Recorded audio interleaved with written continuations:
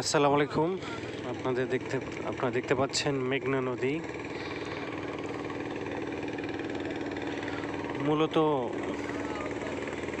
মা ইলিশ সংরক্ষণের জন্য যে যারা ইলিশ ধরে তাদের বিরুদ্ধে অভিযানের কার্যক্রম দেখতে পাচ্ছেন। একটি ট্রলার যাচ্ছে, এটা আসলে এরা সবাই ইলিশ ধরার জন্য নদীতে বেরোইছে।